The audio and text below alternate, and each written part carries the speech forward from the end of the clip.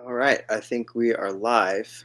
Hope everyone can hear me okay with the microphone that I've got. So let me just get this kind of set up here real fast. Need to make sure that I can see the YouTube window because I'm streaming through StreamYard and I have no idea what I'm doing because I'm not a streamer. I am a booktuber. So let me get this going.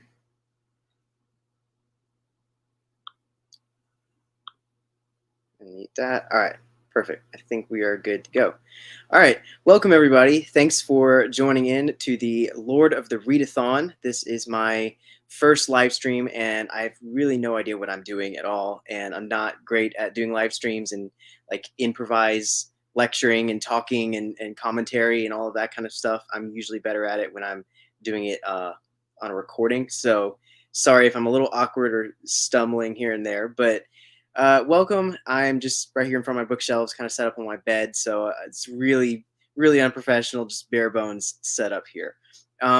But welcome. I wanted to have this discussion basically after each book that we read throughout the readathon, and I might be the only one doing the readathon, but for those of you who are participating with me, welcome, and anyone that's watching on replay.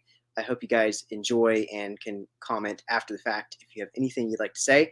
If you are watching live and you want to write in the chat, I will be happy to read your comments. I kind of want this to be interactive and like a Q&A audience participation type of thing. I don't want it to just be me talking for an hour. So it'd be great if anyone wants to write in on the chat or post in the comments afterwards, and I'll try to respond and answer things as I see them. But yeah, so welcome everyone. So I just finished reading The Hobbit, Tolkien's first work, my favorite personally. I just think this work is a masterpiece. It's underrated because I think everyone loves Lord of the Rings, and the really deep Tolkien fans like really love the Silmarillion. But for me, The Hobbit is just my favorite. It's so good. It is just this ingenious masterpiece book that Tolkien wrote, and personally, I think it's the best one over Lord of the Rings. Even though Lord of the Rings is epic beyond measure and like nothing will ever top it as far as like a fantasy. I think this one is just really good, and the reason it's my favorite is because of how self-contained and simple the story really is. It's an adventure story. It follows the traditional hero's journey pattern, and it just gives you everything you want, all kind of self-contained into one book. You get your adventure, you get a taste of Middle Earth without necessarily feeling like you're on this grand scale epic world war in the middle of this fantasy world. It's like you just get a little taste of it from here and there, and you see some very key places in Middle Earth, like the Shire, Rivendell, the Misty Mountains. But you don't necessarily have to go like all around the entire continent and everything like that. So it adds a sense of wonder and makes you feel like the world is really big because you have very limited maps and geography. And I remember when I was reading it, especially in the later chapters when they're in the Far East, like just thinking, wow, Bilbo is so far away from home right now. Like that's insane to think about how far he's traveled. So it really gives you a good scale just alone in the Hobbit of like how big Middle Earth is and how far they've actually been traveling.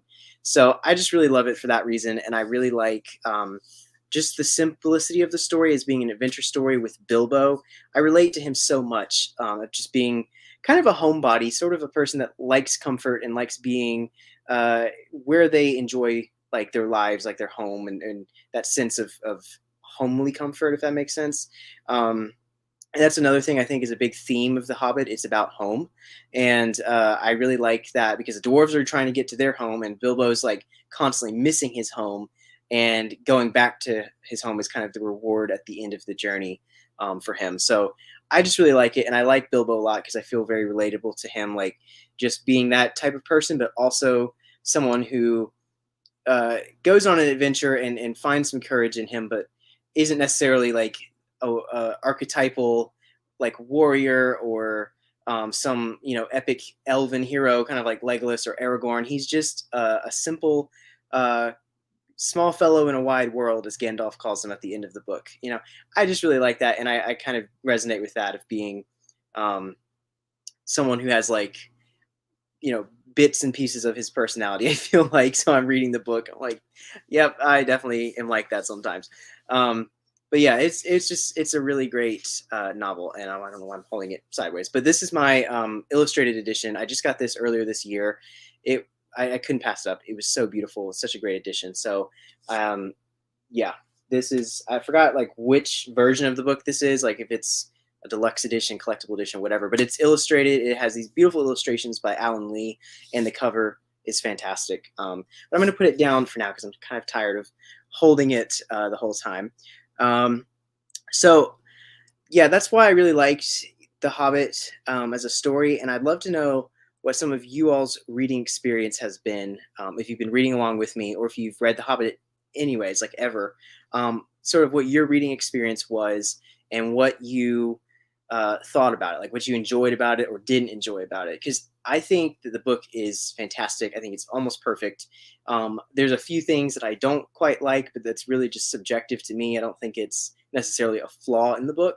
So yeah, I'd love to discuss all of those things, and I'd be curious to hear what you guys' thoughts were if you finished the book. I know a few of you haven't finished the book, which is okay. No rush to finish anything. I made a really short timeline for this readathon because I think all the books really should be read together, kind of consecutively, because I feel like that gives you a better reading experience than reading one book a month or something. So we're gonna try and do like a week or a week and a half to 2 weeks per each Lord of the Rings book because those are pretty hefty books. But The Hobbit, I figured, is not totally a short story, but it's very close to being on the shorter end of a fantasy novel. So I thought I could probably read this in a weekend. So that's kind of what I did. But I did have a little bit of help. I don't know if this is considered cheating or not, but I did listen to the audiobook at certain times. I still read the book, but I would listen to the audiobook like as I fell asleep, and I would just set a timer on it, and then basically I'd wake up the next day like having listened to a chapter in my sleep, and I'm like, oh, okay, I remembered this now. So that helped me get ahead a little bit, working overtime a little bit there. But the audiobook I listened to was narrated by Andy Serkis, who's Gollum. He's the voice of like Gollum in the movies, and he just does such a good job with the book. It is a really good narration. He gets into character, and he does different voices for all of the different characters, and he does the Gollum voice when we get to chapter 5 with Gollum, and it's fantastic. It feels so immersive, and you really feel like you're in the world, and it's really cool. And I just cannot recommend that one enough. I have not listened to his narration of Lord of the Rings, but I'm sure they're just as good. But the Hobbit one for sure. I've listened to that one I think 2 or 3 times now in my various readings of it over the years, and it's just really great. It's fantastic. Um, but yeah, that's just one of the things I love about The Hobbit and why it was so great.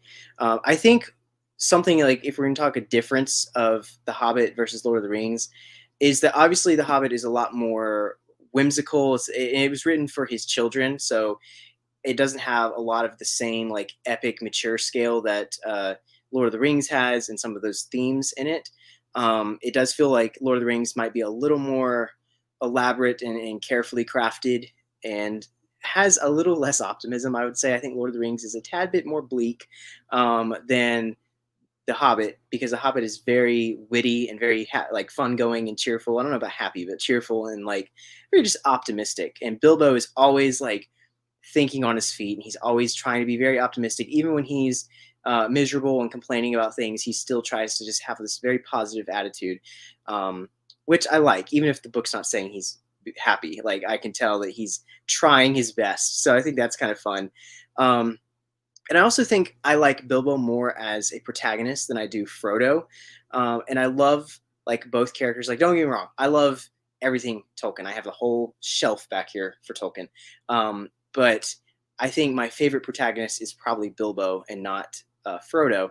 And I think part of the reason for that is that within their adventures, Bilbo, he experiences like everything you do on an adventure. He experiences his courage, he experiences his moments of frustration or just longing for home, or miserable in the cold weather, or whatever the situation is.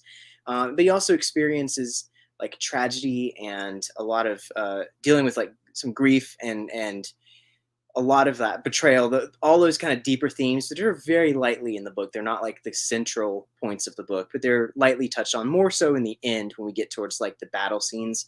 Um, but like he's able to overcome it and come back home not being the same Hobbit he was, and finding himself, finding that part of himself that has enriched his life and himself, and uh, makes his life, I guess, more fulfilling. I don't know. I'm reaching here for sounding philosophical, but meanwhile, Frodo does have, I think, the more perilous and epic quest. I mean, he's literally carrying the fate and possibly doom of all Middle Earth with him as he treks across the world and experiences a lot of perils and horrors. So like he definitely has a different story, but like he's not really able to come back as a like a greater hobbit, or healed very well. He's got this burden that he can't like get rid of, and that's why he obviously towards the end of Lord of the Rings, um, he seeks that healing out. So I just feel like Bilbo just has a lot more of the classic hero's journey to him. And like I said, just the Hobbit being self-contained, I just prefer that, I think, more so than the epic series. But that's not necessarily to knock Lord of the Rings, because I still love them, and I really really like all of it basically. Um, but I just think like Bilbo is such a nice character. He's one of the best like protagonists of literature ever. At least that's what I think. So let's see. All right, we've got some comments. Let me look at some here. Uh, Hi, Katie. I really love the way that Tolkien wrote as if he's verbally telling us the story of The Hobbit. I think that adds to the feeling of home of the story. Exactly. And it feels like you're with Bilbo on the journey. Like The Lord of the Rings definitely feels like you're reading an account of the history that's happening. You're still getting like the narrative. It's not like you're reading a history book, but like you feel like it's being told from Frodo's perspective, whereas The Hobbit, you definitely feel like you have a narrator that's taking you along with Bilbo throughout the story, and that's what I love about Tolkien's style and like how he writes this book, is that feeling that you're with Bilbo every step of the way. You're not missing a moment with him, and you know exactly how he's feeling and all of that. I think it's fantastic. I love it. Um, let's see, we've got Amanda. Hi there. Yeah, I definitely agree. The more cozy vibes of The Hobbit for me than The Fellowship. Yeah, The Fellowship, I love actually, I think The Fellowship might be my favorite of the three Lord of the Rings books. Haven't quite decided, but I like The Fellowship and The Hobbit the most. And I think it's probably because they're kind of connected more so than the rest of the series. Um, but yeah, The Fellowship and Lord of the Rings like just has a lot more of a higher stakes environment, and it's a lot more gloomy than The Hobbit, which is way more fun. Um, let's see. The Hobbit feels much more episodic to me. There's overarching plot, but especially for several chapters, yes, it's definitely written episodically. And I guess I imagine like Tolkien telling these stories to his kids like before bed or something. So it's like probably multiple stories that he's strung together into this grand adventure. But yeah, it's very episodic, and that is something that I kind of appreciated about the movies. Might be an unpopular opinion here, but I actually enjoy the Hobbit movies. I don't think that they are as great as the Lord of the Rings movies, but I don't think they're terrible. Um, they have their flaws from the production, and it's not necessarily everyone in the production's fault for how they turned out, because some of that was very poor management in some ways. But like the way that they split it up into three movies, I think it could have probably been two movies instead of three. But like having it where you have about halfway through the book is one movie, and then halfway through the book is the second movie, or third or whatever, because that's definitely how it feels. Like the first half, the unexpected journey or whatever, is definitely them like getting to a turnaround point, a point of no return, basically in their journey, which is crossing the Misty Mountains and coming out the other side and all of that. And then like the next half of their next leg of their journey is through the forest and up to the mountain, and then the last stage is like the battle and all that. So I kind of see like the logic in making the sequence of the three movies, even though I think a lot of people did not like that very much. And I'm not saying it's perfect, but I understood that when I was reading the book, because I was mentally thinking like, okay, well that was the first movie I just read. Now let me read the half of the second movie. But yeah, I love the episodic feel to it, for sure. And it's definitely cozy, like the way that they constantly talk about being around campfires or in the halls of the elves or Beorn. I love Beorn's cabin. I just imagine that as like something I would love someday, is like having this nice woodland hall, basically. And then like the Shire, it's one of my favorite places. If I could live anywhere in Middle Earth, it would probably be Rivendell or the Shire. Like those two are my like favorite places in the whole fantasy world. Like it's insane. I love the Shire so much. Um, Let me know like what your place would be in Middle Earth. Like if you lived in Middle Earth, where would you want to live? Because for me, I definitely pick the Shire for sure. Um, let's see what else we've got. Yeah, I've never seen. I like the movies too. Lord of the Rings movies are definitely better than the Hobbit movies, but I think overall they're all pretty good, especially because they were all made by Peter Jackson, so I feel like they string together mostly well. Kind of like the Star Wars movies, all the ones that were made by George Lucas kind of blend together. Disney ones kind of start doing their own thing a little bit, but there definitely is a good feel to them. Totally. Yeah, the Shire for sure. What? I had a lightly themed Middle Earth wedding. That's amazing. That's like goals right there. I would absolutely love that. I have definitely thought about like having a wedding where they play like the Fellowship theme or the Gondor theme, like when you walk down the aisle. I think that'd be so cool. But yeah. So let's see. What else do I have on my agenda to discuss? I wanted to talk a little bit about some of the individual chapters, like just a few little notes or thoughts I had while reading. Not very many, because I'm so familiar with the story and I've read this book a bunch of times now. I think I've read it 3 or 4 times in like recent memory. Um, and it was the first book that basically introduced me to Tolkien. In the books, I watched the movies earlier, but the books is what got me into Tolkien's writing and his literature. And I started with The Hobbit, so it's probably nostalgia as well. That is the reason that I have such a special place for it. Um, but yeah, a few of the thoughts I had was one in chapter one. I love the introduction of all the dwarves. I love that whole scene in his house when he or his hobbit hole when they all show up. And I one line that really caught stood out to me. I'm stumbling over my words. Um, One line that really stood out to me was how Bilbo was so stressed out from the dwarves coming uninvited that he stuffs his face with 2 cakes and then downs a drink of ale. And I just laughed so hard. Like that is such a mood. I want to stuff my face with cakes and beer. That would be very unhealthy, but hilarious. I liked that. I just for whatever reason that was included. I just thought that was hilarious. Like nice going, Bilbo. That's exactly like how I would feel too. Um, but yeah, I just really liked a lot of the early chapters of them um, traveling and getting towards the Misty Mountains. And I love the whole book, but like some of those early chapters are really some of my favorites. And I thought that was fun. Did anyone feel like there were parts that kind of felt maybe too long or too drawn out? Like again, I don't necessarily think that it's Tolkien's problem. I think that's just my own preference. Is I kind of got bored with some of the chapters, but I felt like chapters. It's either chapter 7 or 8. I want to say it's 7, but it's the title's Queer Lodgings when they get over the Misty Mountains and back to Beorn's cabin. I just felt like that chapter went on forever. It was the longest chapter I think in the book. I know that the audio recording for it is an hour long out of all the other chapters, which are about 25 to 30 minutes. So it was a really long chapter. And some of it felt really uh, like drawn out, and I feel like they padded the chapter a little bit just to give it some length or to make the page count, and it didn't really feel like it was adding much to the story. Mostly when they're at Beorn's cabin and they're doing nothing at all. Like there's some talking. Beorn's not there, then Gandalf's not there, then they're all wondering where they went, and they just stay there for a day. Like so much of that just really killed the pace. Like it was really moving fast up to that point. They were escaping the goblins. The eagles rescued them. Then they were wandering through the land, and then they get to Beorn, and they're like coming through, and he's telling the funny story. I love how he introduces Beorn to the dwarves the same way he introduced Bilbo to them, where like they come kind of in pairs, 2 by 2s.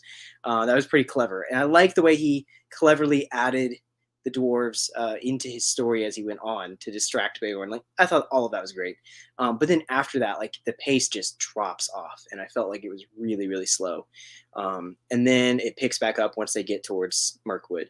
But that was the one complaint I had, was just that I felt that chapter of the story was way too long, and it could have probably been condensed for my preference, if they had just kind of cut out some of the rehashing of the events and the sitting around and doing nothing and eating, and just kind of jumped right to, getting on to Mirkwood. I think that would have probably helped a slight bit. And that's another thing that, it's Tolkien's writing style. Like it's not necessarily a bad thing, but something that bothered me sometimes, just when I was feeling like, okay, let's get on with this story a little bit, was how he would rehash or retell all the events leading up to that point in time, to another character. And so it would talk about how, well, we were in the Misty Mountains, and then the goblins came, and then we went, to Mirkwood, and all. And like, we know the story as the reader. We've already read all of that, so we know it already. And I feel like you could sum it up by just saying like, and then he told him the events of their tale so far. And he does that a couple times, but then there's other times where he's like completely just retelling the entire thing in a paragraph. And I'm like, okay, I think we get it. That's just his writing style. So I understand that, but that bothered me a little bit at times when I was just wanting to kind of get through some of the story, or it got like really interesting and then it would stop, and then the pace would have to pick back up again. So those are my kind of only minor complaints. I really don't have many complaints about this book at all, because it's amazing. I also really loved chapter 5, of course, Riddles in the Dark, when he meets Gollum and he finds the ring. Like that's one of the best chapters ever in any literature.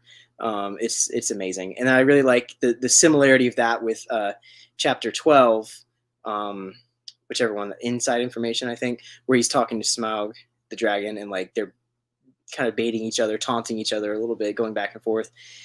So good, so good, and I love how most of those chapters, like verbatim out of the book, were in the movie. Like they literally sampled the word for word, and like that's how you adapt a movie. Don't change the lines and don't change the story. Like just make it straight out of the book. So yeah, that was definitely my only few gripes with it, but I love those chapters. Those chapters are just so awesome. Yes, fall vibes for sure. Mary says, I would say the Shire. Yep, Shire is where it's at, man. That's the party. Yeah, the dwarves were pretty funny. I love the dwarves. That's another thing. The dwarves are some of my favorite. Balin's my favorite dwarf, actually, or Balin, however they pronounce his name, because he's Balin. He's a baller.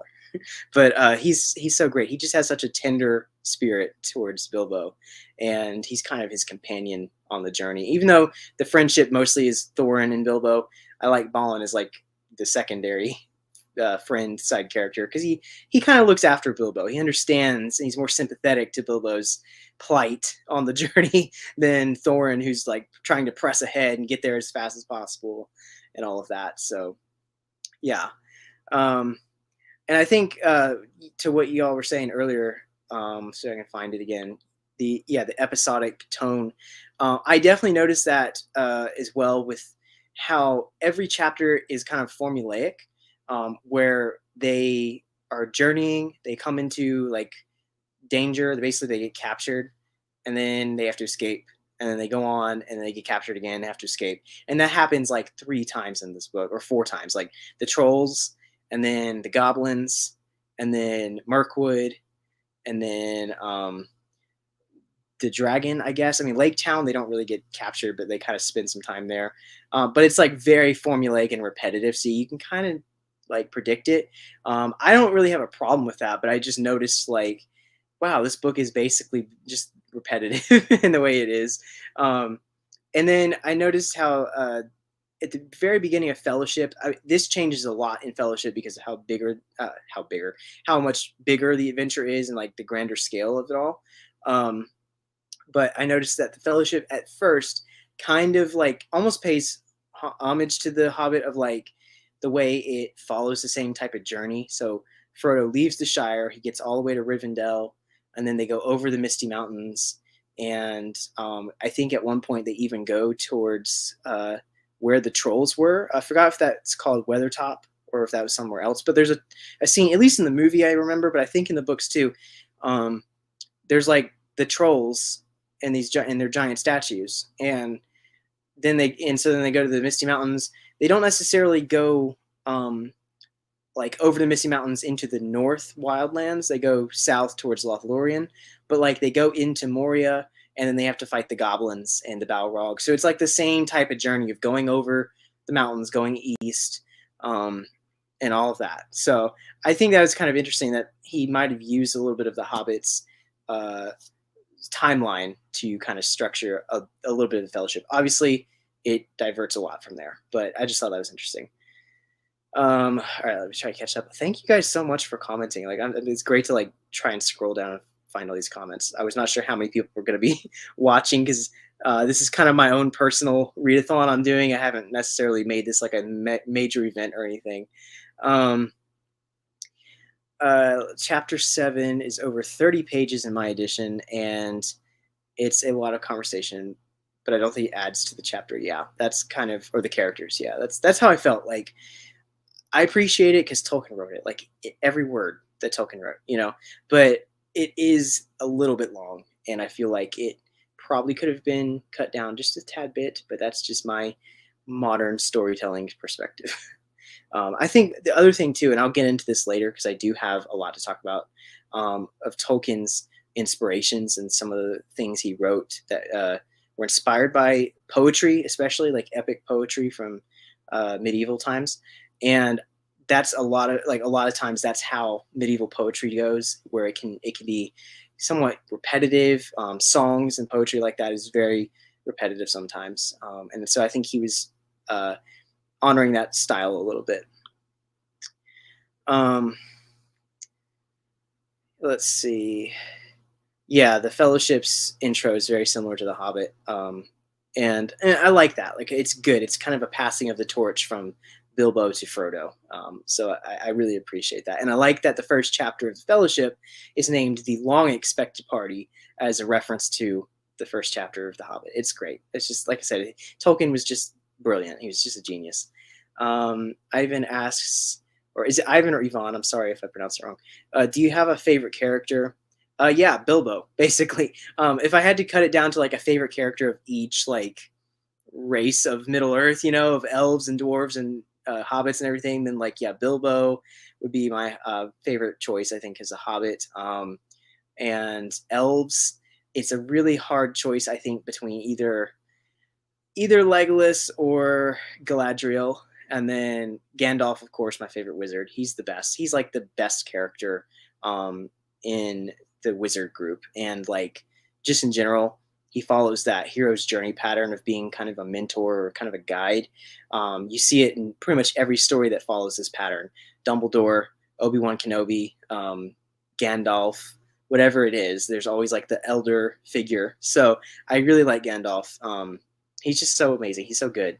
And then, yeah, I like Thorin as the dwarf. I like that in the book, his greed is a little more logical than in the movies where they just make him fall under this trance and he's like in this spell. Like, it makes more sense in the book that he's like, we have gone through hell and back to get to this treasure, and we're not just going to give it away because other people feel entitled, even if their claims might be reasonable, and so that kind of stirs up the pot. But like, deep down though, he's noble and he has this quest and he's determined to like reclaim his birthright, and I like that. That's a good theme. So yeah, a lot of great characters. Tolkien wrote some of the best characters ever, and they're all in most of The Hobbit and Lord of the Rings. And it's cool too when you like put all of the story together and like the context of things, that you realize some of these places, the mentions, and I know this is a little bit retconned, obviously, because The Hobbit is the first thing he wrote, and then he later wrote the rest of it. But all the things about like these ancient like these ancient places or these ancient battles and things like that it's very interesting to see those referenced, and then later know that those are in like the Silmarillion and the Unfinished Tales and things like that. Like the swords they find in the cave are from the High Elves of Gondolin. And Gondolin was this city in the first age of Middle Earth, so like 6,000 years before the Hobbit, and it got destroyed in one of the great wars of the First Age. But some of the people that were involved with that were Elrond's parents and grandparents. So when Elrond's seeing the sword, he's like, "Oh yes, this was made for the Goblin Wars, and like by my kin from Gondolin." That's like, yeah, he's talking about people he was literally related to, and I think that's pretty interesting. Like, oh, that's where that's connected, but it doesn't really tie in until some of his later writings. Another one was when Gandalf leaves them at chapter 7 at the end when they go to Mirkwood. Right before they go into Mirkwood, and he takes off and he has other business to attend to. It does get briefly mentioned at the end of The Hobbit, but it's not really gone into detail. But there's more backstory to that, and it's written in Tolkien's Unfinished Tales. But apparently, he is late for a meeting with the White Council, which is all the wizards, Saruman, and the Blue Wizards, and him. And he's late for that meeting to discuss like all the ongoings of Middle Earth. These guys, Gandalf and the other wizards, all of them that are good. I know that Saruman turns evil, but like at one point I think he was good. The wizards are kind of like the watchmen of Middle Earth. They keep an eye on everything. They know the comings and goings, and they just make sure everything is going well. And if things are not going well, they have to figure out how they can play the 4D chess to make sure that things are going, the way they can be prosperous, I guess. And I'm not saying like they're controlling it, but like they're just keeping an eye on things, kind of guardians. And so he's late for this council, and he finds Thorin outside of the Shire, and they talk about all of the stuff going on with the dwarves. And he tells Thorin that he found the map and the key to Erebor because he found his father in Dol Guldur, where the necromancer was, and all of that. Like that's all in the Unfinished Tales, and that happens before the Hobbit starts. And then, like immediately after that tale is chapter 1 of the Hobbit. So there's a lot of backstory to like what's going on and how Gandalf has his own motives for sending Thorin on his journey. Like he wants the dragon gone. He doesn't necessarily care about Thorin getting his mountain. He just wants the dragon gone because he sees that as a threat that his enemies could use. And then the necromancer is, of course, Sauron. And so that was another interesting point, that like Sauron was in Dol Guldur for like 300 years or something like that before he got sent to Mordor to begin like Lord of the Rings. So I thought that was kind of cool that like all of that's connected, even if some of it's retconned, because he did make some revisions to The Hobbit to fit in with Lord of the Rings when he started writing the series. So the earliest like first edition of The Hobbit from 1937 or wherever it was, that one is a little different, but he went back and like revised it to make it fit in with Lord of the Rings. So then now we have all of these kind of connections. So I thought that was kind of cool. Let's see. Oh, I'm getting tired of talking. I'm surprised I can go this long. Like sometimes I feel like I don't know what I'm going to say at all. The character you like with is Smaug. And it's not wrong, because dragons are fucking cool. They are. Sorry for swearing, but they're cool. They are really fascinating. And I'm going to talk about dragons in a little bit too. Like there's a lot of lore behind them that is drawn upon for this story. And like you can, when you know the lore, you see it in the book, you're like, that's awesome. Like it's so cool. But yeah, definitely dragons are cool. Smaug is kind of a cool, fearsome foe. And there's other dragons in Middle Earth too. In the Silmarillion, there's some like mega dragons that make Smaug look like a baby. So that's kind of cool. I'm excited to read those as well. I saw the movies first, so I was surprised when Legolas didn't appear. Yes, Legolas should have just been a cameo the way Gollum was. He did not need to be like in the second two movies. I think they did that to garner the audience's interest and to connect it with Lord of the Rings. And it's a face so let's bring him in. But yeah, he had no business being in the story. He was only there for the woodland Mirkwood part, which makes sense because he's with those elves, but he's not mentioned in this book. But yeah, he should have just kind of been kept to a cameo, I think. Off topic, but I got to know your thoughts on the new Amazon show when you watch it. I don't know if I'm going to watch it, to be totally honest. It does not look that appealing to me. I just feel like they're deviating so much from the lore, and especially with some of the legacy characters, not like the new characters, but the original ones that Tolkien made are very different from the books. So I've heard some very mixed things, mostly negative things about it. If anyone's kept up with it, you probably heard negative things. But I have heard that like the visuals are really, really stunning, and it does look pretty visually impressive. Like from the trailers I've seen, the Numenorian ships look pretty awesome. So plus for the visuals, I guess. But and the music I've heard is pretty cool. So I don't know. I might give it a chance, but maybe after I finish reading everything first and decide like if it's worthwhile to watch. Yeah, let's see. Uh, that's why I'm excited you're doing this readathon, because I knew none of the backstory and how the stories connect. So I learned something. Well, thank you. I'm so glad you're part of the readathon. I just read the story. So the Unfinished Tales story, it's called The Quest for Erebor, and I literally read it like a day before picking up The Hobbit. And we'll probably read it again when we get to Unfinished Tales, which is the last book in our readathon. And the thing is with the Silmarillion and the Unfinished Tales, it's going to be a little weird when we do those because they're not like storybooks. They're a lot more of a like embellished historical chronicle. So it's like partly story and partly just recounting events and descriptions of things. So it might get a little daunting, and I won't blame anyone for giving up at that point because it is a lot to read through for sure. Um, yeah, yeah, I think the show is definitely going to appeal to the quote unquote normies, like just people who probably don't know the lore and don't maybe not have even read the books, but have seen the movies.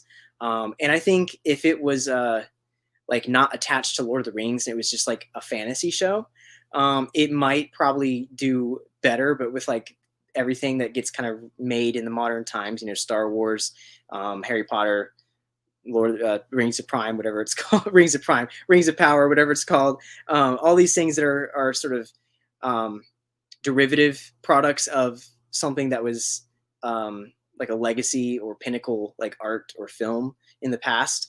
It just gets really hard to appeal to like the diehard fans because they want to change things or make it more palatable to people who aren't as well versed in it. Yeah, I don't know if my review would probably be very scathing and critical, um, but we'll see. We'll see. I make no promises. um, so let's see. Moving on here. So some stuff I would really like to discuss are a lot of the inspirations and kind of the behind the scenes of the making of The Hobbit and Lord of the Rings and all of Tolkien's Legendarium, because he drew a lot of different inspirations from a lot of medieval poetry, a lot of the mythologies of the Norse and the Anglo-Saxons and even the Celtic and Irish. He drew so much from a lot of these mythical inspirations. And if you haven't seen, I have an entire shelf dedicated to mythical studies, basically like Norse mythology and some of the Icelandic sagas and stuff like that on that shelf right there. So I've studied this a lot, and I know a lot of these tales and references that he has drawn inspiration from. And so I wanted to kind of share like some of that knowledge as well, because a lot of people probably don't notice it because they don't know it, and so I feel like it would give people a better appreciation of the story and the lore. Good night, Amanda. Thanks so much for watching. I really appreciate it. Um, so basically, I want to preface it too. Like, this is my own kind of interpretation of like inspirations that he probably had for his writing. Obviously, you can't like prove that like he absolutely took this thing to be his inspiration, but I know how these things are connected. And his son Christopher has explained some of this as well. Like this is what he was working on at that time. So I kind of know some of the things he was drawing from. But when you're just like well versed in Tolkien and like mythology, if that's like a subject that interests you, like it does for me, you can see the parallels. And like it makes sense too that he was a professor at Oxford, like of these old languages and the epic poetry and all of that. And like you can see how intentional he was with it to create this kind of fantasy mythology for England, and create like a mytho historical proto prehistoric whatever word you want to use, like just this fantastical version of like a prehistoric Europe or England, that I feel like could have existed millions of years ago or hundreds of thousands of years ago or whatever, and like we would never necessarily know, but like you have this idea that like maybe this is something that speaks deeper to like our conscience, or as our like like our not our memory but like our thoughts of like what the past could have been. So I think that's like really cool. He touched on a lot of that to craft his epic. And one of the things that I think is particularly interesting is how he wrote Middle Earth inspired so much by like the English countryside, um, which I think is really cool. When you actually, now I've never been to England, I would really love to visit, but um, I've seen a lot of places on, on in pictures online of things that like look so similar to what he wrote about, and I feel like there's had to be some sort of visual like inspiration for him at some point. Um, so I think that that's really cool. Uh, how he really tried to make this world feel fantastical, but somewhat close to what we are familiar with. And like, well, first off, so Middle Earth comes from the Old English word Midgard, which you might be familiar with the Norse related word Midgard, from like Norse mythology, Asgard and Midgard and places like that. So it literally means like the middle enclosure. It's not a direct word for Earth, but it means like middle space. So Middle Earth seems like the perfect name for his world. I love it. I love that that was his idea. And I know he names either the continent or the realm. I forgot which one it is. But there's some place it's called Arda, which is like his whole continent, I think. But like the realm itself is Middle Earth, and I just think that's so cool that like that comes straight from like uh, English and Germanic Norse mythology and Midgard. I thought it was really cool. But like one of the things that I was thinking of more specifically to England was the Shire, because you have a lot of places in England that have that name like the suffix attached to them, like Yorkshire. It's not pronounced Yorkshire, but it has the little word in it, Shire, and I'm guessing it denotes like a countryside or a parish or a village or something like that. So I think that's kind of cool that like the Shire is basically uh, play on of words and names in English geography. And I think the Shire also looks very similar to the Lake District of England. It just like the grassy hills, the ponds, and the lakes and rivers. It looks. I know that the movies filmed it in New Zealand, and there's like the whole Hobbiton town in New Zealand. But like as far as England goes, the Lake District looks very similar to that, and I think that that could have been another visual sort of inspiration for him. And like how the hobbits are anachronistic folk and clearly represent more of a countryside to England, and seem just like very laid back and gentle, and they're not like the bustling city of Minas Tirith or something like that from elsewhere in the world. Um, and I also think that like the hobbits, in a sense, they kind of feel like a little primordial. That they're like these small folk, but they have these really large feet, and they live in holes in the hillside. It definitely kind of feels very, I don't want to say like a caveman, but just like very primordial in that sense of like these ancient race of peoples that could have walked the earth, these mythic peoples, cryptids or whatever you call them. And there are places in England like that that have like, they're like big caves in the hillsides. One of them I can remember is the Coswald Caves in England.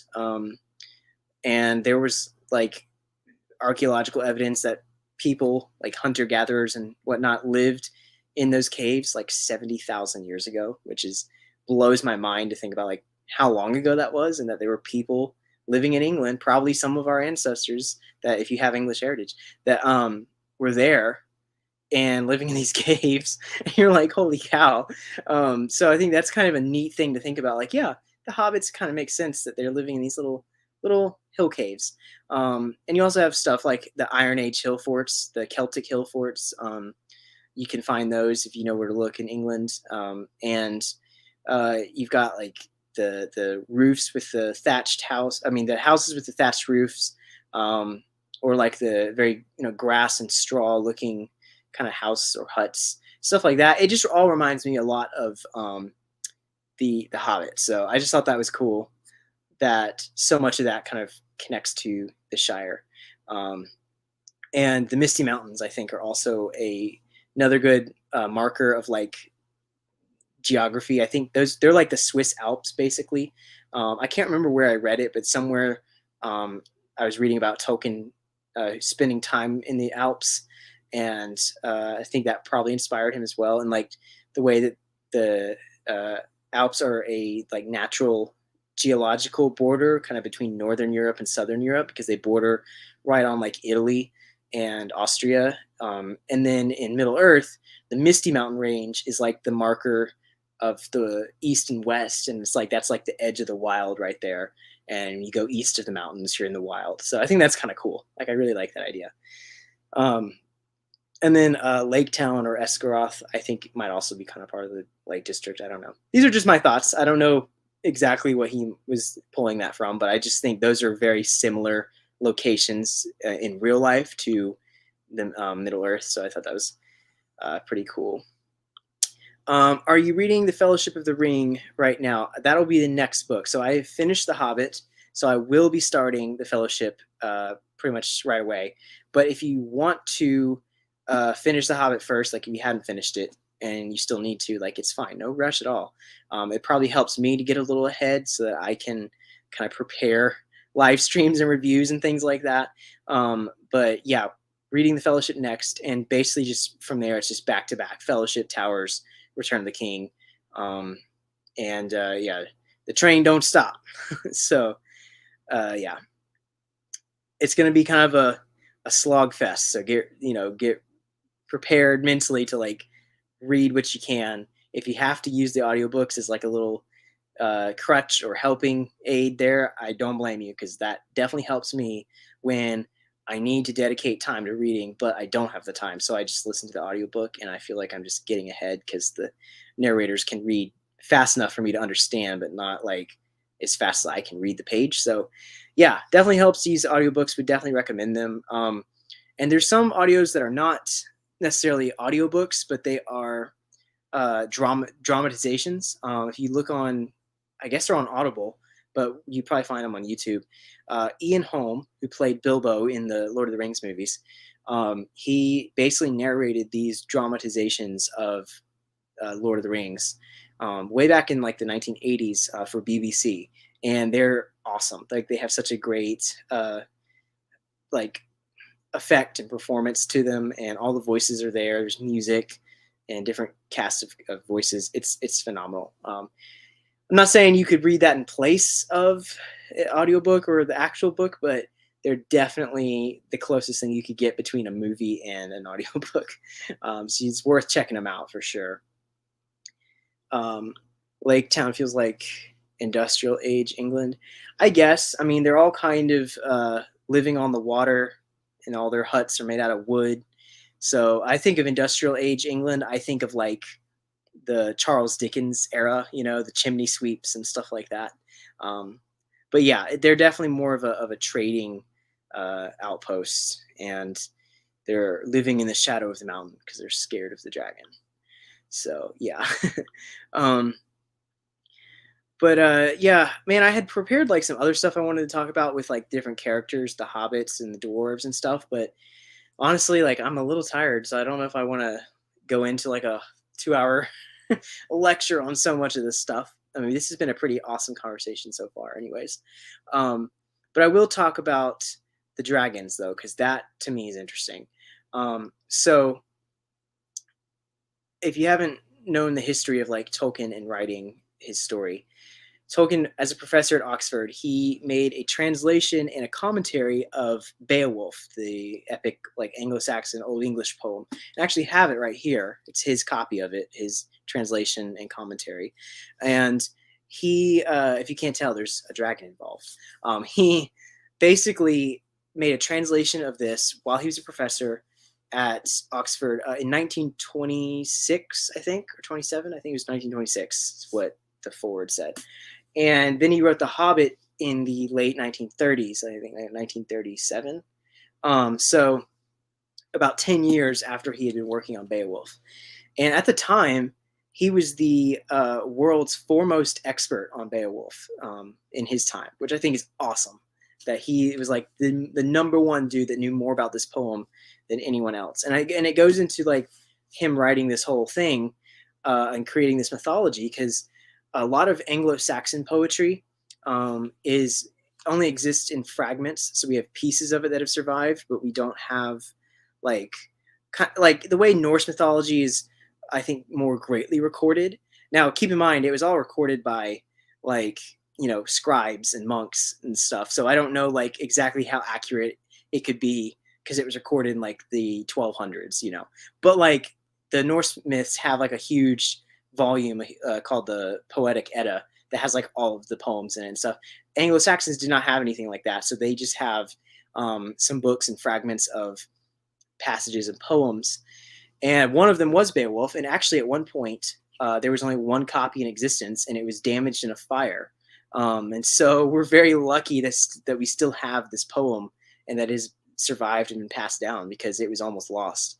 And so he had been doing this translation of Beowulf, and I think this heavily inspired him to write The Hobbit, because of how similar it is in a lot of different ways. So Beowulf is, now unlike Bilbo, Beowulf is like an epic hero, and he's a Geat from Sweden. This story takes place in Scandinavia, and so he's from Sweden, and he's like a warrior, and he comes and he slays Grendel, the beast or the creature that's plaguing the hall of the Danish king Hrothgar, or Hrothgar, I don't know how you say it. And that seems to me kind of reminiscent more of like Lord of the Rings with Theoden. But the inspiration I think is interesting is how Grendel, kind of as a creature, he's described very similar to like an orc or a goblin. And I think that's kind of interesting. Like, maybe that was some inspiration for him. I don't know, but I was thinking of that when I was reading Beowulf. I'm like, this totally looks like it could be an orc or something. But part of the story is he slays Grendel, and then Grendel's mother basically comes after him and to avenge his death. So then Beowulf has to hunt her down, and they go to her dwelling, which is I think it's a lake or a swamp of some kind. It's a mere, and he goes down into this cave to slay her. And actually, it kind of reminds me a little bit of like Perseus and Medusa, but this is Northern Europe, so it's not that. But like, it kind of reminded me of that, like this watery monster. And while he's in the cave, he finds this ancient sword from like ages past, and that like guides him and helps him slay Grendel's mother. And that just made me think of the chapter in The Hobbit, chapter 2, when they find the ancient swords in the cave after they've slain or defeated the trolls. I thought, like, hey, yeah, the ancient sword in the cave that like comes from this, age long ago, and it brought lots of, it's seen lots of battle and brought victory and things like that. I think that's kind of a cool, neat little reference there. But the big stuff is definitely the dragon. So near the end of the saga, Beowulf has to fight a huge dragon that's guarding a giant treasure hoard in a cave under the mountain. So you can see that parallel is pretty obvious. But like, there's so many things like that reminded me of the different tales, like Beowulf, and he also took some other Norse sagas as inspiration. So like, the dragon guarding the cursed treasure is directly from Beowulf, but there's another saga. It's the saga of Sigurd the Volsung, which is like a Norse Germanic saga. And in that, there's also a dragon and a cursed treasure hoard and a ring. So I think like a lot of that stuff went into him writing, and this is pretty public knowledge. I think you can research this. Um, the Ring of Nibelung is also another name for it, and that's what the great opera cycle by Richard Wagner created, and that was like one of his favorite performances. So like you can look into Tolkien's life and like things that were very impactful for him, and those are mentioned. So like you can tell those were inspirations for him. Um, but one thing that I thought was interesting was how similar the scene and like the scenario is of the Hobbit in the mountain with the dragon and like what's in Beowulf. And I actually tabbed it a little bit so I can see if I can find which scenario I was talking about. So this is from literally from and it said, uh, let me see. I'm saying make sure this is the right one. Yeah. So until a certain one in the dark nights began to hold sway, a dragon, even he who on the high heath watched his hoard, his steep stone barrow below lay a path little known to men. Therein went some nameless man, creeping in nigh to the pagan treasure. His hand seized a goblet deep, bright with gems. The dragon did not after in silence bear, albeit he had been cheated in his sleep by a thief's cunning. This the people learned, men of the neighboring folk, that he was wroth indeed.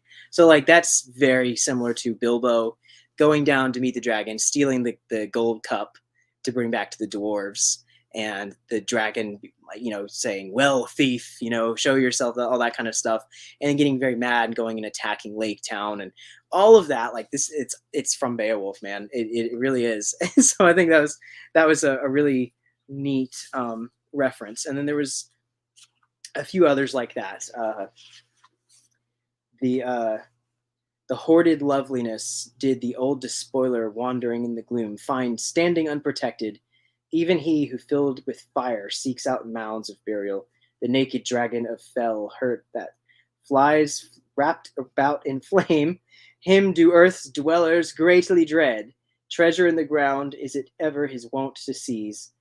There wise with many years he guards the heathen gold. No wit doth it profit him. So yeah, Tolkien wrote in this super fancy like old-fashioned English, and it's very hard to read sometimes because it's almost like Yoda. Like it talks kind of like the phrases are kind of backwards. But like I was reading that and I was like, holy cow, that's where the Hobbit comes from, is the dragon guarding the hoard and then Beowulf having to slay the dragon. And this story of course goes way more into like the Norse, Germanic, English worldview about things, the kind of pre-Christian worldview, whereas Tolkien's writing is more fantastical, and it doesn't necessarily have like a fatalistic hero the way Beowulf is written, but those scenes are so parallel. I couldn't help but feel like that was connected somehow. I was to make sure I read all of my tabs here because there were some other ones that we'll just have Beowulf reading night. How about it? Oh yeah, here's something that would remind you of Bilbo in the cave. He smelt now along the rock, and grim-hearted he perceived the footprint of his foe, who in his stealth had stepped right nigh, yet close to the dragon's head. Thus may indeed one whose fate is not to die with ease escape woe and evil lot, if he have favor of the Lord. The guardian of the hoard searched eagerly about the ground, desiring to discover the man who had thus wrought him injury as he lay in sleep. Burning woeful at heart oftentimes, he compassed all the circuit of the mound, but no man was there in the waste. So yeah, it's so good. Like, pick this book up, please. It'll make reading The Hobbit way more appreciative, or like you'll like it more, I think. And then there's one more section I was going to read, and then I promise I'll put Beowulf down. We'll talk about The Hobbit again. Let's see. This is so now Beowulf is speaking. This is not like narration, but him actually speaking. No whit was I while he lived less beloved by him within his house than any of his sons, even Haribald and Hadken, and Higelac my lord.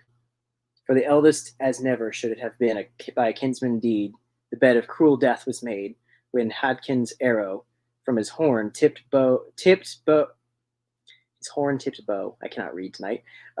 smote grievously his lord.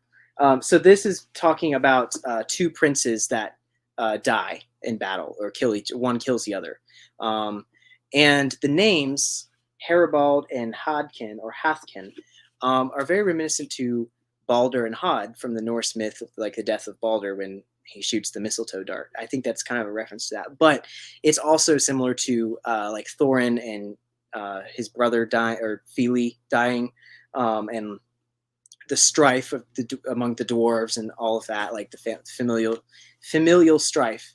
So I thought that was kind of neat, how a lot of that is connected.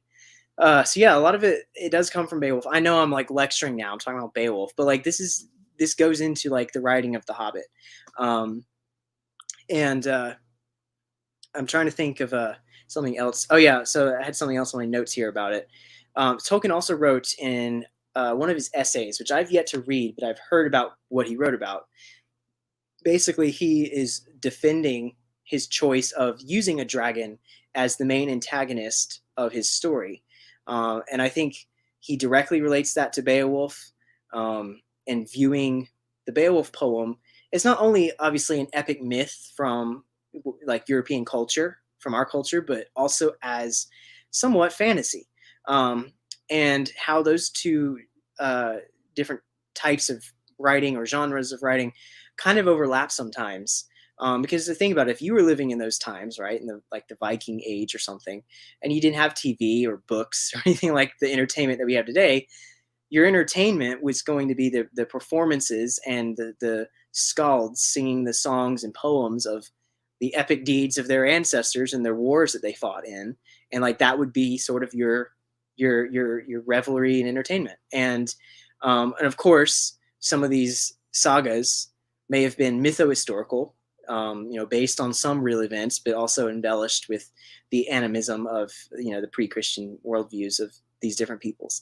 Yeah, I'm going all professor here about all this, but I've like legit read a lot of this stuff. So, and it's also recorded like from Roman scholars that the German tribes would like sing these songs as they went into battle, and yeah, so like those things were like the well-known household type tales and stories of that era, and that's even something that the dwarves do at the very end of the Hobbit, when they're getting ready for battle, when they've fortified their defenses of the mountain. They start singing their Misty Mountain song again, talking about like the king is coming to his hall as they're like armoring up. So that was kind of neat too, as well.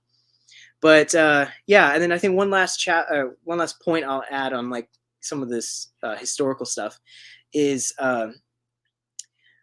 how I think Tolkien understood this, and he was drawing, I think, from a legacy and a rich heritage of fairy tales and fairy telling, with like Smaug the dragon, because Beowulf kills a dragon in his saga, Sigurd kills a dragon in his saga, and even the very famous Viking Ragnar Lothbrok kills a dragon serpent beast in his saga.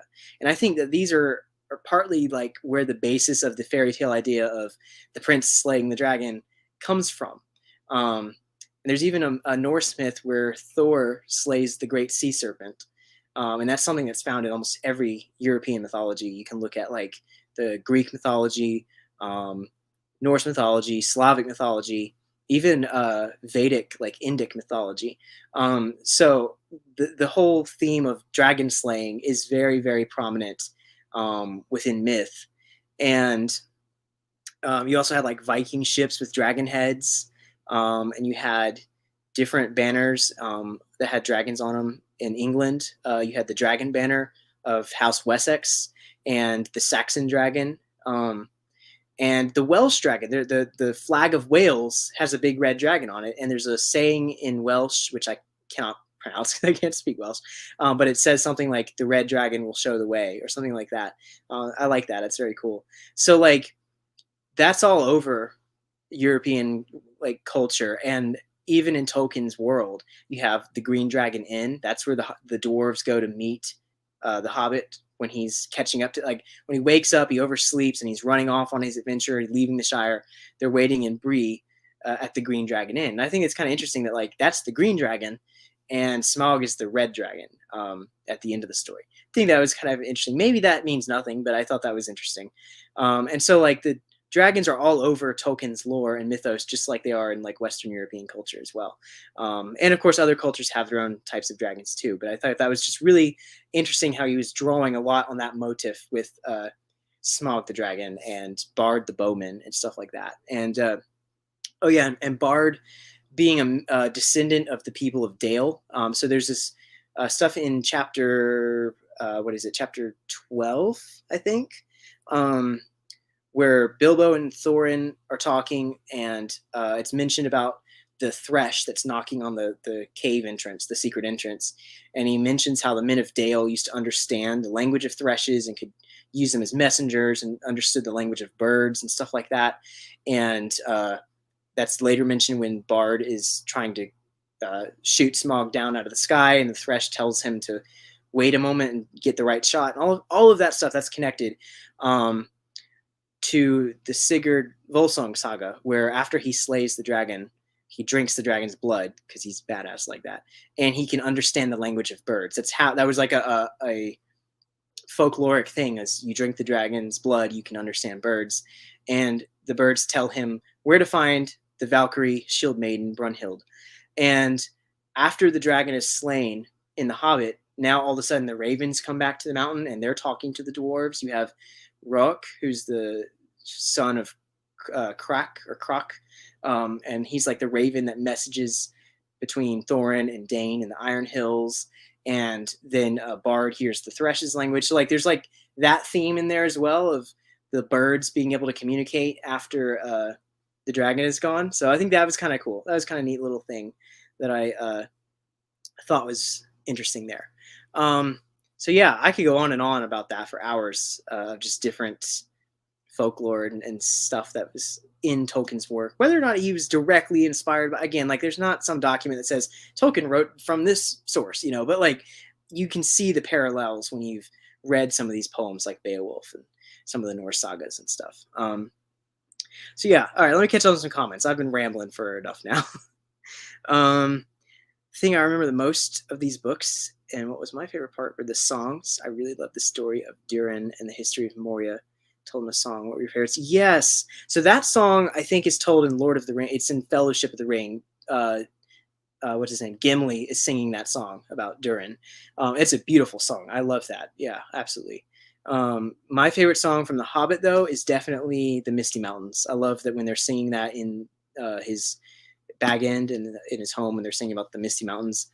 Great song. I love it. I love the lyrics, and I love that in the movie they like did that deep baritone harmonizing of it. It was so awesome. Great, just a great song. And I love how lyrical Tolkien is and how creative he was. That he could just make up these songs on the spot there.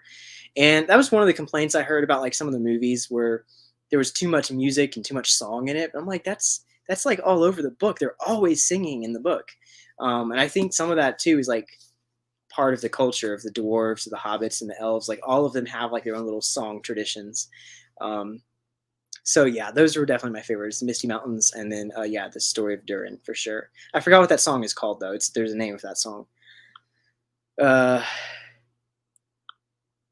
You had to study the ring cycle in university. I actually never got to. I took one class in my sophomore year, maybe. I don't remember what year it was, where it was like a medieval literature course.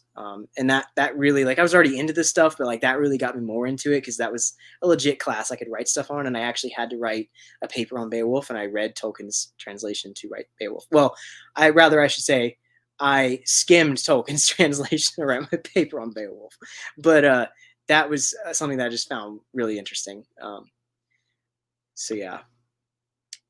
Discussions of classic folklore is what I signed up for. Hell yeah. I could talk all night about it, but I don't want to. But I could just go on and on about all the stuff that's in Tolkien's Legendarium. Particularly, well, one other thing I'll talk about is Beorn, because I really like his character. But then I think that'll be enough of like the history at that point. How did I never see the similarity between Bard and Siegfried? See, I didn't either until I started thinking about this and read it. I was like, oh yeah, that is kind of the same, like similar, not the same necessarily, but like That's very similar. Yeah, Siegfried or Sigurd in Norse language variances. But yeah, that's a big inspiration for him because he loved the opera, and the opera, of course, is based on the myth. So yeah, I actually have a copy of it way over here. It's a copy. It's like in German. I can't read it, but it's a German copy of the Ring of Nibelung. Um, Katie, with all the comments, thank you so much for like being super participating in the chat. I appreciate it. The music was my favorite part of the first movie. It was so cool. Looking through the notes of how Howard Shore and his leitmotifs for the score. Yeah, it was really, really great music. The whole film saga has awesome music. It's one of the best soundtracks ever. I think the first movie definitely wins for the music. Like, I like the first movie the best. The second and third movie are good, but like they start becoming like epic fantasy movie, whereas the first movie felt like it was right out of the book. Every line verbatim from the book, every chapter, every scene, it just felt so true to the book, and the music was perfect. I loved all the music of the dwarves, the Overhill and Underhill soundtracks. All of it was just so good. Um, so yeah, definitely great. That's the thing. Like, music is so important in a story. I feel like nowadays so much music is just background noise. It's just content, and it's not like part of the story or telling the story. Like, I can't think of a soundtrack in like a recent film that I've watched that has like any sort of meaning to it, or that I can remember, like it's memorable. But when you hear something like Lord of the Rings, like, everyone knows it's Lord of the Rings. Everyone knows it's that soundtrack because of how awesome it is. So yeah, it's really cool. I can't be sure, but the melody for Misty Mountains might have been based on Gregorian chant. It's a very stepwise melody and sparse harmony. That's interesting. Look at you with all the music knowledge to come and back me up with all the folklore. That's actually really cool. I did not know that. But yeah, so yeah, The Hobbit, it's just fantastic. It is one of Tolkien's best works. To me, it's a masterpiece, and it's my favorite. I prefer it over all the rest of the books, even though I love all the rest of the books, and there's nothing like terrible in those. Like, they're fantastic on their own. I just think The Hobbit is my favorite. It continues to be my favorite. I just love it so much, and the adventure in it, and Bilbo. He's just like the best protagonist, and I think this is definitely like his best written work for me, in my opinion. I know a lot of people say that like Silmarillion is his masterpiece because like that is like the whole epic history of Middle Earth, but like, I don't know, The Hobbit, it's just so simple. I think that's something that a lot of storytelling today lacks, is simplicity. You know, we've gotten into the era of everything has to be a gigantic saga, everything has to be connected. You know, like, look at Marvel, the MCU, like this huge cinematic universe and all this stuff. And sometimes you miss like just a simple self-contained story that doesn't go outside of its welcome, you know, or its boundaries. Like, it just stays within its lane, and it's a perfect story. You know, Top Gun Maverick, I don't know if anyone's seen that, but like, that's a great example of like this simple story that's just self-contained, you know. And it's not, I mean, I know it's a sequel, but like, it's not in some sort of ultimate cinematic universe, you know. And Star Wars is kind of like a saga. It is, but like, if you looked at just the first original movie, A New Hope, like just the original, it's perfect, like as its own story. So yeah, self-contained little stories like that are just my favorite. I do love fantasy sagas, but I love standalones as well. I think those are really, really great. So The Hobbit's just my favorite. And I don't know, like, if that will change as we continue the readathon. There's some really, really good books in his saga, especially some of the unfinished tales and great tales of Middle Earth. Like, those are, I've heard, are really, really good and pretty epic too. So yeah. Whew. So I'm trying to think, what else should we talk about? I don't want to talk for too long, but I really am enjoying this conversation with you guys and talking about all of this stuff. But those were some big inspirations for The Hobbit. And I think another reason why I like The Hobbit so much is because it was his original work. So like, The Lord of the Rings is a sequel, and The Hobbit is not a prequel to Lord of the Rings. Lord of the Rings is a sequel to The Hobbit. And a lot of people, I think, confuse that. And so I think The Hobbit being the original and the Lord of the Rings, I don't want to reduce his masterpiece down to like saying it's an afterthought, but like it quite literally came after the Hobbit. So like I think the Hobbit being that original work just has like a purity to it that's like this thing stands out, whereas Lord of the Rings, it became a series and it helped build this huge world. And I know he was working on all this stuff, pretty close together. I doubt that he was not working on some of it in some way or idea, but like as history goes about his life, like that was the birth of the Middle Earth universe was when he wrote that first sentence. There lived a hobbit in a hole in the ground. There lived a hobbit. So, like, yeah, there's something about like that being the original that's just so amazing and so awesome about it. That's why I love it. I think most of all compared to the other books, and it just gives you like that perfect taste of Middle Earth, that perfect dose of fantasy that gives you everything you want without doing it too much or making it too hard to follow and all of that. So I think that's why to me it's like my ultimate favorite fantasy book, and Lord of the Rings is my favorite fantasy series. Got several up here, but like Lord of the Rings I think is just the king, and nothing will ever top it. Like Tolkien is the father of all fantasy, basically. We have everything else because he wrote his amazing stories. I have to go. Big hug from Venezuela. See you and thank you. Awesome. Thank you so much for watching, Ivan or Yvonne. Sorry if I never get your name right. But yeah, thank you so much. Hope you have a great night. What is it? By the way, you should keep us updated on your reading progress on Goodreads. Yeah, I need to get back on Goodreads. I've been very absent from it. I've not been updating my books very well.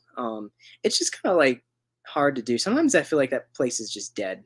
Like it's just kind of I update it and it's a number on my screen. But I will try to update it for you and for everyone else that can follow along with my reading progress. And I'm gonna try and like be more active on Instagram so I can update you guys like as I'm reading the books, and maybe we'll do like some sort of fun Q&A or challenge or something like that. Maybe I don't know. Like I said, I'm not like some amazing booktuber that can do live streams and readathons and all this stuff the way some other booktubers have done with like the booktubathon and stuff in the past. Like I don't know how to plan all that and make like a huge store with merch and do all the Instagram challenges and all the different hosts and reading sprints, and that stuff is so much fun. But like this is just me doing a readathon because I want to do the readathon, and I've invited all of you to join me as you will. So yeah, but thank you so much, Ivan, and yeah, you have a good night as well. Yeah, so let's see. We're getting towards an hour and a half. I don't know how much longer I want to go with all of this. I suppose I could talk a little bit more. Wait, oh, sorry, hold on. You are doing a readathon live stream. I mean, I'm doing it, but I'm not saying I'm good at it. That's what I'm trying to say. But thank you, though. But yeah, I'm trying to think. So, did anyone else have like a favorite like scene or moment in the story? I know we all talk about like some great stuff. We love this scene, we love that scene. But like, what was your standout thing that really sold you on the story? And that was like, that's my Tolkien moment. That's what I love about this story. I can't really place a finger on it myself. I think for me, it would probably be straight at the beginning, the chapter 1 with Unexpected Party. Like to me, that like I was sold at that point. Like that's like the chapter that hooks you in and brings you in to the story, because that's something they say like in writing, you have to have like that that sort of that hook, that line that brings you in and captures you into the story. And I think like straight from the beginning, it's like my favorite scene. That's probably my favorite chapter is chapter 1, even though I love chapter 5 and I love chapter 8 and 12 and all the other ones that have great moments in it. Excuse me. Chapter 1 I think is just like the magic right there. That's my favorite.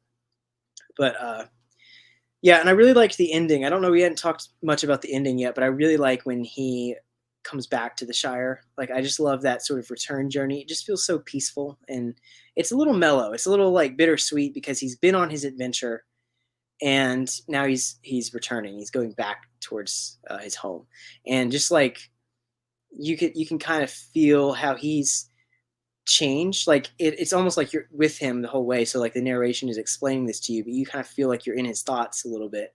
And you can see like when it says like the Took side has become very tired and the Baggins side was growing strong by the day or stronger daily. So it's like as he gets nearer to the Shire, he starts becoming the Baggins again instead of the adventurous, courageous Took. Um, and I think that's funny, and I really like how they do that with making him feel like he has grown. He's had this journey, and now he's changed, and he's coming back. And that's one of the things I love so much about Bilbo is talking earlier about a comparison of Bilbo and Frodo. Bilbo comes back to to Hobbiton, to the Shire, and he's still the same. Like he's changed, but he's still the same. Whereas Frodo did not feel that way. Frodo felt like he changed completely, like he was lost. Obviously he was a hero. His heroism saved Middle Earth, but like at the cost of him, like kind of losing his self a little bit.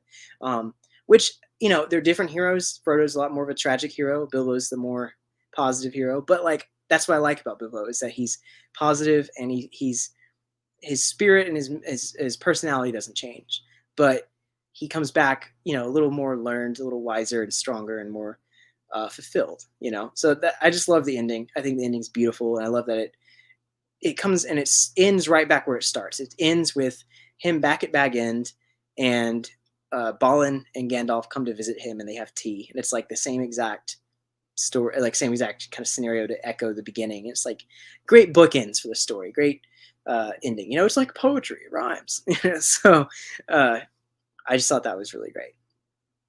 So I'm curious to see like what you all thought of like either the ending if you finished it, or like just your favorite kind of moment there in the story that you've read. The one thing I also found a little confusing, I don't know if anyone else found confusing, is who the 5 armies were in the Battle of the 5 Armies, because I counted like 4, I think 3 or 4 people. You had the men, the elves, the dwarves, and then the goblins. So that's 4. So I don't really know where the 5th army came from. And I've never been able to figure that out. Like I've always had to look it up because I've never been able to like understand that just from reading. So I'm not really sure like what he meant by that. I think in the movie it's 5 armies because it's like 2 goblin armies and then all the other armies, so that makes it 5. But to me, I was like, I don't know, they're just calling it 5 armies. But it seemed like it was 4 because the armies of the elves and the men were kind of like teamed up. They were sort of working together and almost like one army. And then the dwarves were kind of one army, and then the goblins were all together. So, I don't know. I'm not really sure where that came from, but he knows apparently. So, yeah. The wolves, that's what Aaron says. The wolves, yeah. Well, that's what I'm saying. Like there was goblins and orcs, and then I guess the wargs. So that maybe that's what that was. But like, yeah, I was confused by that.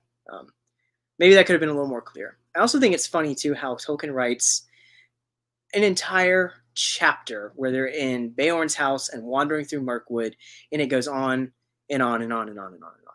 But then he writes a battle sequence, a huge epic battle of 5 freaking armies, and it's like 2 or 3 pages. And it's like, this is an epic battle. They literally made it a 3rd movie in the series, and it's only like 4 pages or something like that. Like, I think that's kind of funny that Tolkien writes like that. And it's in Fellowship of the Ring too. Like they spend chapters walking through the woods and stuff. So I don't know. That's his style. He's really, really prosy. He's very lyrical. He just loves nature. I think he's a huge nature lover. Or I'm saying he was a huge nature lover. And I mean, that's obviously a big message in his stories about like protecting the environment and stuff. But like, I can tell he loved the country because of all the different descriptions of trees and fields and stuff like that. So I thought that was kind of cool and a little amusing that like his action sequences are very short, but his descriptions can be very long. One of my favorite moments when I read this is the beginning of the back and forth with Bilbo and Smaug. Yes, absolutely. That's one of the best chapters. After Riddles in the Dark, it's one of the best chapters. And I think maybe the reason Bilbo was so confident is because he had the ring. Not only is he like feeling safe because he's invisible, but like perhaps the ring itself and its kind of mystical qualities that influence you, perhaps that was making him a little cocky, because he kind of gets a little arrogant there at the end. He gets like, "We're not here for treasure. We're actually here for revenge." And it's like, dude, you shouldn't have said that, man. And then he regrets it later. He's like, "I definitely told the dragon too much." So like, yeah, I think the ring might have had something to do with that, but of course it's not stated. But yeah, that's a great scene. That's a great moment there, and I really like how the ring is used in this story. Like it's used sparingly, but like at this point the ring is not as active as it is in like the Lord of the Rings. So like when Frodo wears it, he can see Sauron and just has this burden on him. Um, but in the Hobbit, it's like he just puts it on and he just vanishes, and it's like that's kind of why I think no one suspected it was like the ring, is because it was kind of just seemingly innocent, like it just vanished and take it off and he's back, that kind of thing. I thought that was kind of interesting. Um, and another thought too about the cave with the dragon.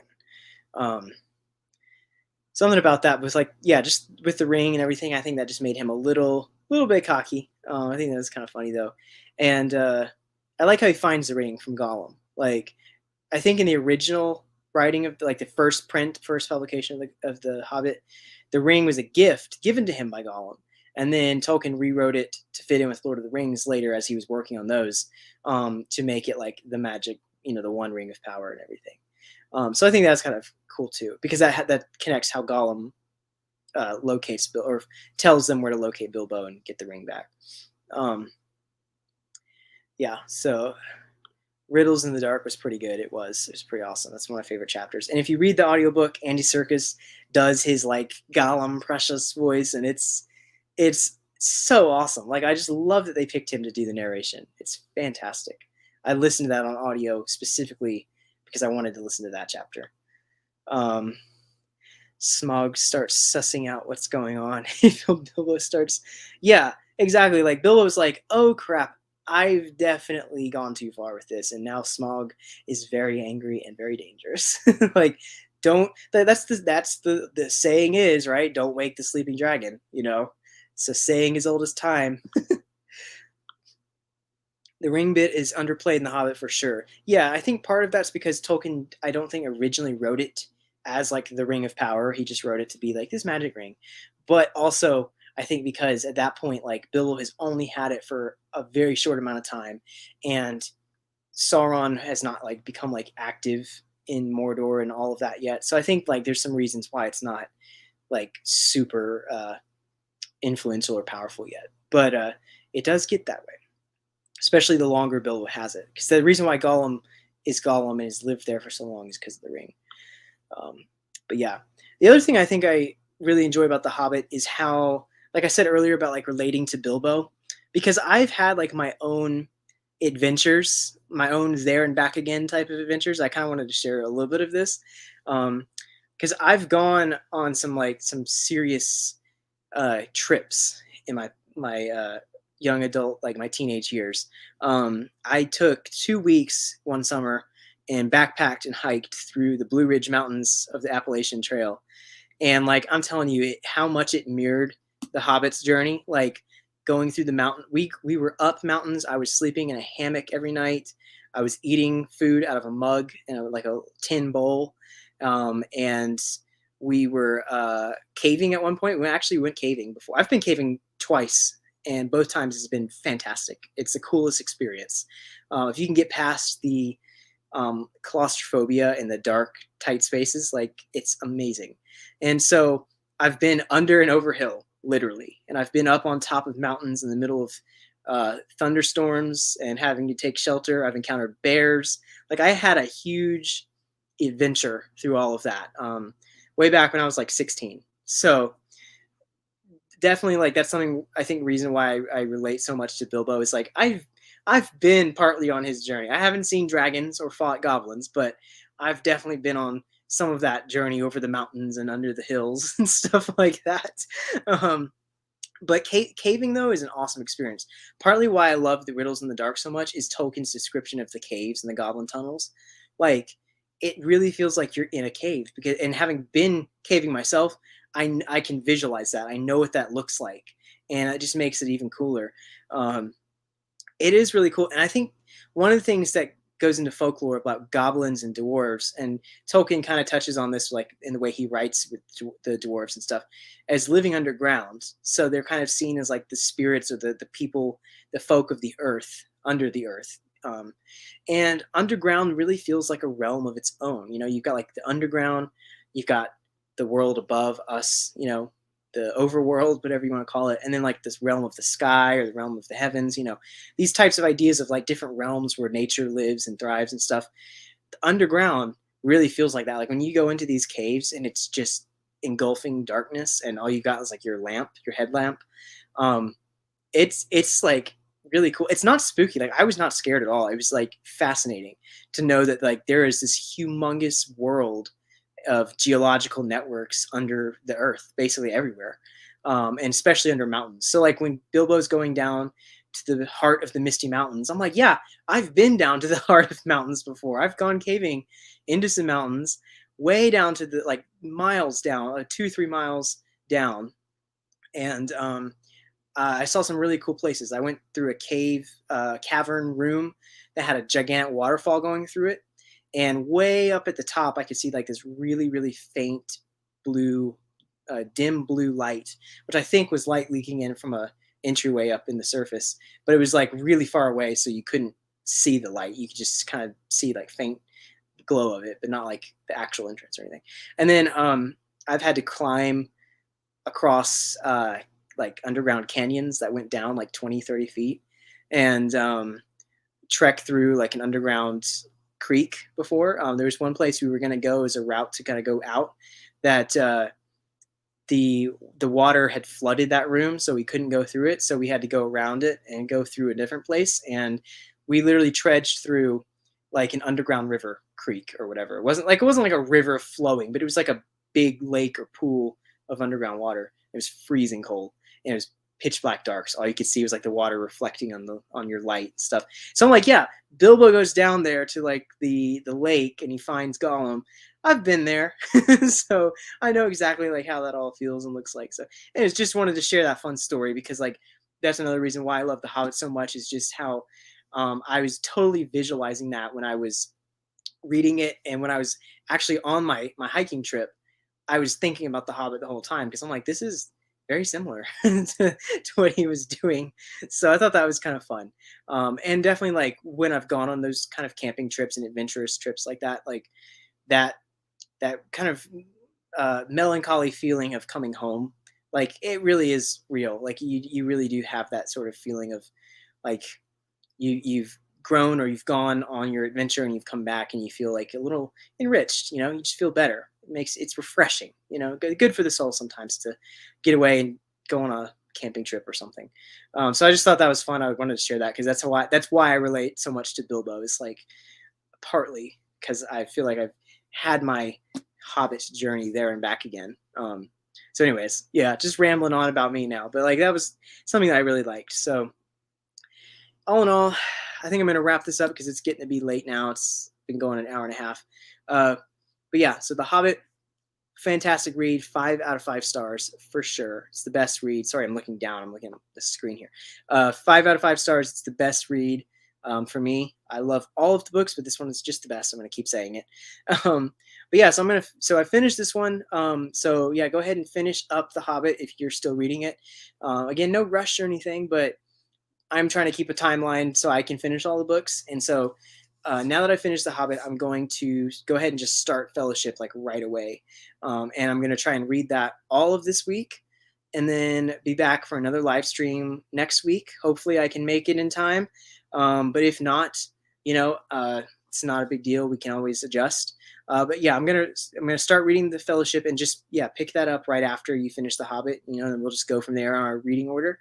And yeah, live stream will be there. And I'm trying to give us like each a week to 2 weeks to read the books because The Lord of the Rings is certainly like a lot longer than The Hobbit. Like it's hefty books. So so instead of just a weekend, sorry, I'm bumping something down here. Instead of just a weekend, I'm going to give us like all a week to read. So I'll try to be back with another live stream next week if I can finish the book in time.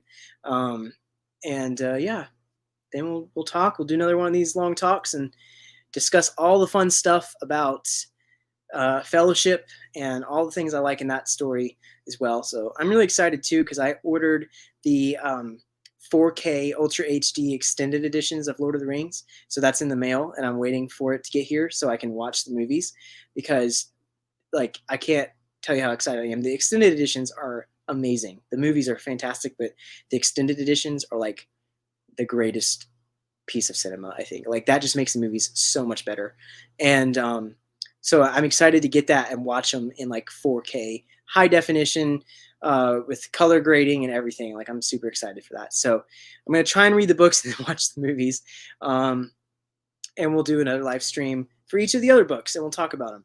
Maybe I should wait and do a live stream for like the entirety of Lord of the Rings because it's basically one volume, but I think that might be way too much. Like, it might be a really, really long stream. So I might not do that. I might just break it into the 3 books and well, we'll go from there. So let me know what you rated the book. For me, it was 5 out of 5 stars, or whatever you want to say, 5 out of 5, 10 out of 10, whatever. But yeah, I'm curious what your ratings were. Aaron says his was 5 out of 5, definitely. But yeah, guys, so that's all I really got for this live stream. I hope you all enjoyed, and if you've been watching on playback and not live, welcome. Thanks for watching this long. You can answer any of the things we've talked about in the comments instead of the chat, if you're watching on playback. And I'd love for you guys to tune in, for the next stream, and we'll talk about the next book. And be sure to follow me on Instagram and everything so that you can keep up with like my stories and reading updates and kind of talking about stuff. And I'll also make an announcement of like when I'm going to set the stream up and everything.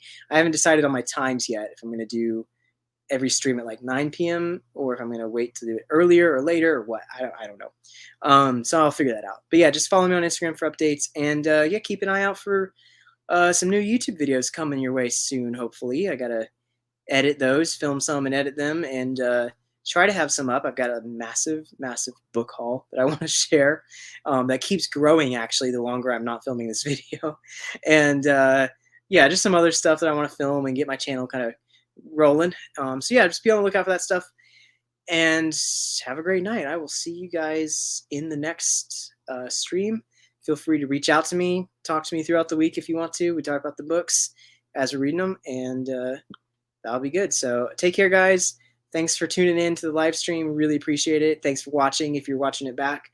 And I'll talk to you again soon, okay? Bye.